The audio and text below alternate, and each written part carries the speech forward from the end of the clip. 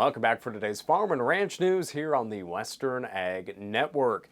And these cold temperatures are not fun to deal with, but we're pretty resilient in farm and ranch country and know how to stay warm and keep our critters fed. But one thing we can't predict is how much snow cover will insulate the winter wheat crop. And this week, the winter wheat markets have been on a steady uptick as the strength is centered on these frigid temperatures across the region leading into the Midwest and Great Plains, affecting both new crop prospects as well as old crop movement. Major winter wheat producing regions like western Kansas and eastern Colorado are seeing wind chill temperatures reach 20 to 50 degrees below zero. But this region doesn't have much snow to cover to insulate the crop, which could lead to winter kill.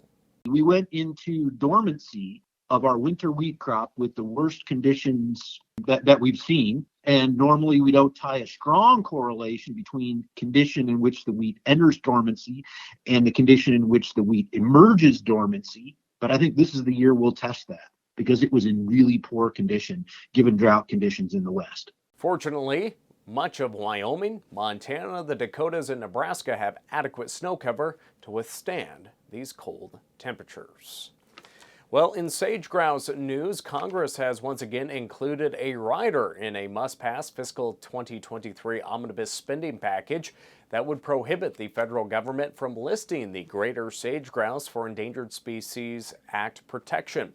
Specifically, it would block the Interior Secretary from using any congressionally appropriated money in the omnibus bill to write or issue any proposed rule under ESA listing the sage grouse or its smaller cousin, the Columbia Basin District population segment of grouse, as endangered or threatened. The inclusion of the rider that's been in every Interior Department funding bill since fiscal 2015 startled some conservation leaders after congressional Democrats last summer struck down repeated efforts by Republicans to include the sage grouse stipulation in the funding package. That's today's Farm and Ranch News.